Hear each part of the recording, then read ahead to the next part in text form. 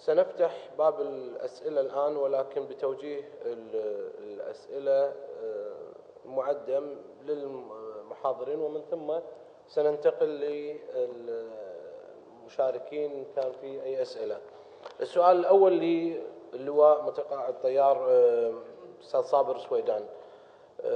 ذكرت أن هناك تطور لآلية شراء الأسلحة منظومات التسليحية في الكويت، سببها وأمثلة عليها يا ريت تكون بأكثر. طبعا مثل ما بينت أن انتقال من حالة الشراء المباشر مع المصانع إلى حالة مبيعات حكومة لحكومة سببها أن مشاريع بدأت تكون مئات الملايين إذا ما كانت مليارات الملايين. في البداية في عام 74 مثلا لما وقعنا صفقة طائرات سكاي هوك كانت 250 مليون، منظومة الدفاع الجوي كانت 200 مليون عفوا. فهذه المبالغ كانت كبيرة وكانت تتطلب إدارة لها فنية وعملياتية أكبر من خبرتنا، وهذا السبب اللي دفع حكومة الكويت إلى الاتجاه لاستخدام نظام FMS اللي هو نظام حالات المبيعات الأمريكية بين حكومة وحكومة. وأيضا كان القصد من الحكومة الكويتية أن وقف التحدث عن أي احتمال للفساد في العقود العسكرية، لأن كان في السابق كان توجد حالات لفساد في العقود العسكرية سببها أن الشركات المصنعة كانت تقوم بإعطاء عمولات للوكيل المحلي. طبعا الوكيل المحلي في ذاك الوقت كان غير معروف إلى أن قامت طبعا وزارة الدفاع في عام 91 بالطلب أنه يكون معروف. هذا السبب الرئيسي اللي هو كمية المبالغ أو ضخامة المبالغ المالية اللي تؤدي إلى أن يقوم نظام حكومة لحكومة. شكرا صابر سويدان. Ms. Leah, you mentioned that in each country when you are facing the corruption, it's totally different from country to country because you are facing different culture. So how you are dealing with each culture to put the solution as customized solution for each country? Thanks for your question. I think that the most important thing from our perspective is having an approach that's flexible. We don't have, we offer a set of tools, but we don't come in and say, and now you should implement X, Y, and Z. We come in and we really try to build a dialogue as much as possible with the defense and security establishments, mainly with leaders in the defense establishment. For example, when we show people the typology, when we show leaders in defense and security establishments the typology, they often say, oh, that one, I see, I know that's a problem, or I don't think we have enough control over this particular area. And what we can do is work with them to develop a particular approach that works for them. Another thing that question often comes up about our index as well, because we're considering 83 countries around the world, all of whom have very different systems. And what we've tried to do is have the assessment take into account, that's why it's not just giving a numerical score, but also a narrative, because it looks at different examples of how oversight can happen or how accountability can happen. For example, our assessor for Afghanistan talked about the role that lawyer Jirgas play in providing oversight for local security. So again, the mechanisms around the world can be very different, but the principles of accountability and transparency remain. Thank you. Mr. Arnold, you mentioned that the transparency, it's not just for financial budgets. It's a wide picture, and we have to see what is the Arab region and where they are standing now.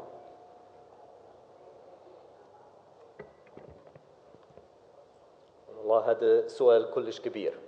أنا أحاول الجواب بتقصير. أنت بالإنجليزي. I think the Arab region has realized it has to choose what security its people need. And this is the main discussion today. There has been a proposed security over past years, which is now in shatters. This security does no longer stand. People want to redefine, and people want security for themselves. So it is a question to shift the functioning of security and defense to fit the needs of the people and no longer the needs of a very confined elite.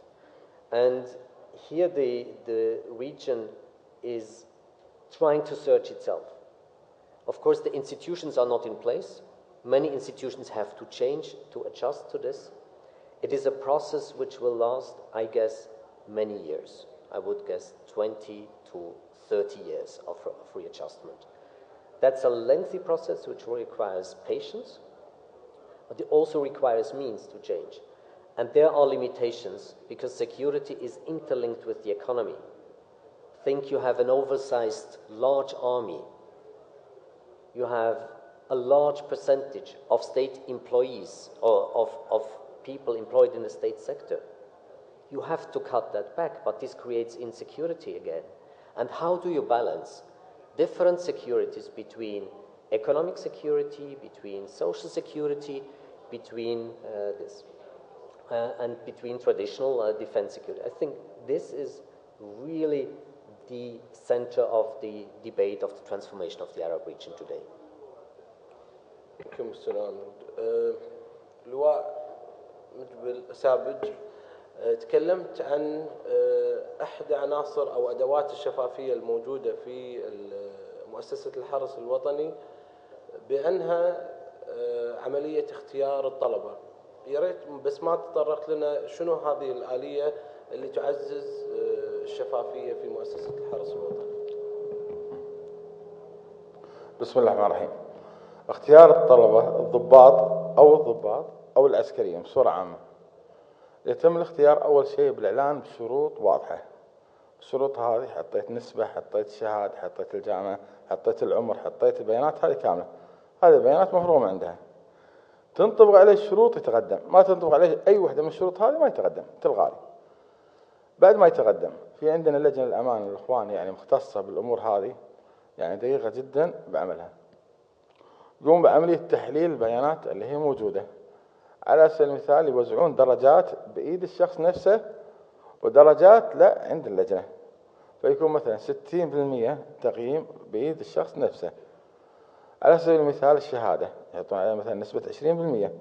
كم نسبته؟ مثلا 8% ضرب 2 تصير 16 كذا. 2 اللي هو عندك الشهادة اللي هي حكومية أو أهلية، إذا كانت مثلا حكومية لها قيمة معينة. العمر أيضا يقوم بعملية له درجة معينة للعمر، كل ما كان أصغر كل ما كان أفضل لعملية الدخول. إضافة طبعا اختبارات رياضة، اختبارات لغة إنجليزية، بعض الاختبارات تكون موجودة. بعدها تجي اللي هو اللجنة الأمنية. اللجنة الأمنية أعضاء مثلا 7 أو 8 أعضاء يكونوا قاعدين، كل واحد عنده درجة معينة. على سبيل المثال كل واحد عنده 3 درجات. المجموع النهائي يوصل اللي هو الدرجة. مهمة اللجنة أمنيا، شخصية، عندك معلومات عامة، تأكد من بيانات الشهادة أو غيره أنه فعلا يصلح عسكري أو ما يصلح عسكري. شكرا للواء سابج. باب الأسئلة مفتوح للحضور، إن كان في أي سؤال من الأخوة الحضور. تفضل دكتور طاف. ممكن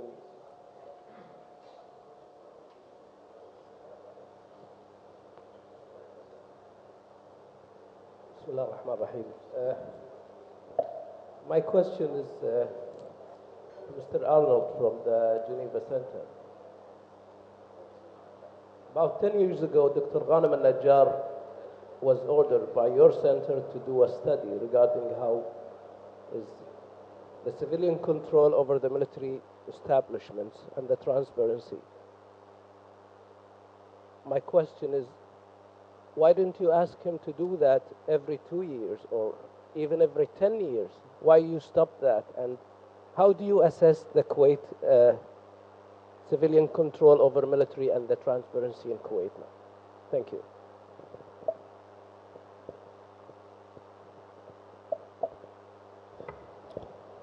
Thank you very much for this question. I was extremely pleased with the work by Dr. Ghanem Najjar, and I take up your suggestion. I shall invite him to redo that work, and I would encourage him to do it regularly. But let me add one thing, please. Normally, the transparency instruments should be created by the state and not by outside bodies. We did this in order to launch the debate and launch a discussion on it.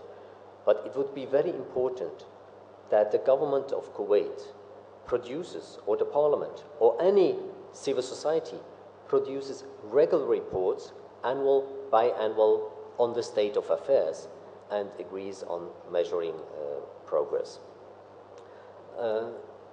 The second element of your question is how do I assess the state of affairs in Kuwait with regard to it? I have lived long enough in Kuwait to know that transparency is guaranteed in many ways. I was surprised and amazed by the level of transparency one can have in this society. And I think everybody manages more or less to know everything in Kuwait. Now, when it comes to institutional transparency, of course, there are challenges. Are the institutions there? Are the reports there? Are the funds there? And Kuwait is a society that still functions, in my view, with a high degree of informal relations, which can be a strength, an opportunity to get things done very quickly also. On the other side, if we look at the type of transparency and policy required, it needs more document, it needs more formalization.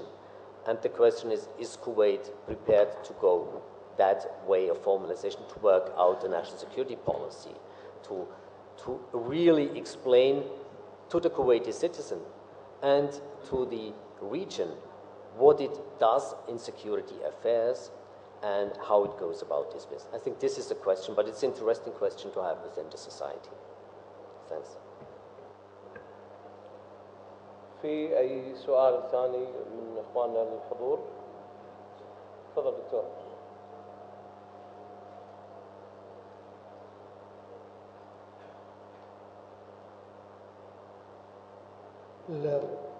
سؤالي للسيد صفر السويدان اللي كان تفضلت فيه عن نظام الشفافية في وزارة الدفاع ممتاز طبعا، بس شنو نفسر التقارير لجنة حماية المال العام في مجلس الأمة اللي تناولت العديد من صفقات التسليح في الفترة الأخيرة، وآخر شيء الحديث للحين يعني عن طائرات الريفال يعني، فشنو تفسيرك للموضوع يعني؟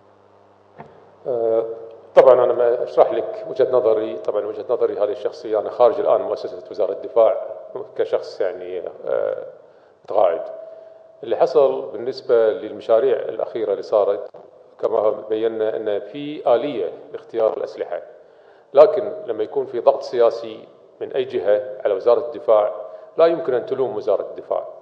يعني كان هناك ضغوطات سياسية على وزارة الدفاع لاختيار طائرة ألف أو طائرة باء مثلا أو المنظومة الفلانية هذه. هذا اللي حصل بالنسبة لمشروع طائرة الرافال. مشروع طائرة الرافال كما معروف وهذا غير سر، اللجنة قامت بعمل جولة لمدة 6 أشهر، قامت بدراسة عدة أنواع من الطائرات، ووجدت أن الطائرة مثلا ألف هي الأنسب للقوى الجوية ووزارة الدفاع الكويتية بدلا من طائرات الرافال. وهذا التقرير موجود وتم رفعه إلى رئاسة الأركان، ورئاسة الأركان قامت برفعه إلى وزارة الدفاع.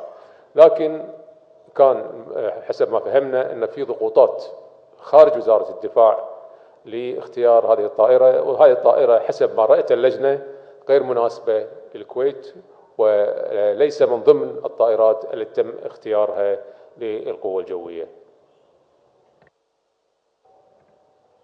في أي سؤال من إخواننا الحضور؟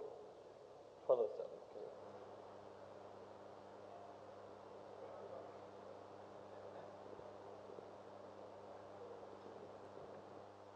My name is Al-Aqid Abdul Karim Al-Gharabali.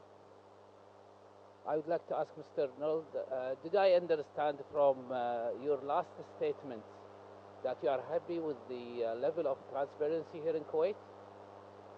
And if so, How come we are having only 4.6 in the index? Thank you.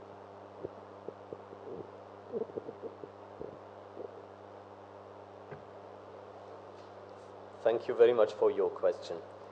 I was happy with a certain level of transparency within the society. The Kuwaiti society learned me a sense of humor and taught me that in daily life. So I love Kuwait for its humor and for its way to find solutions in informal ways. A lot of information circulates within this society because it's a small country. I think everybody would agree with this. When it comes to formal transparency measurements, there is a problem evidenced by the indices. And I am not saying that I am happy or not, because it's not up to me to say whether I'm happy or not. What we can do from outside is to present the comparison, how Kuwait rates in comparison to other states. And it's up to the Kuwaiti society to say whether it is happy with that level or not. So I would not make and allow myself to make any judgment on Kuwait's transparency, but we could give feedback where Kuwait stands in comparison to others. And it's up to you to decide whether you are happy with it. Thank you. My name is Callum Walker from Al Jazeera English. I'll be speaking tomorrow, but I was keen to ask particularly the Kuwaiti members of the panel their opinion on what role they saw for the media in dealing with transparency and how they saw the relationship between the security sector and the media. What was the basic kind of relationship for them? Sorry, but your question is, want to perform, please? To the Kuwaiti members of the panel, the Brigadier, Mr.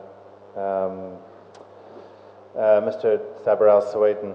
Yeah, okay. Well, as you know,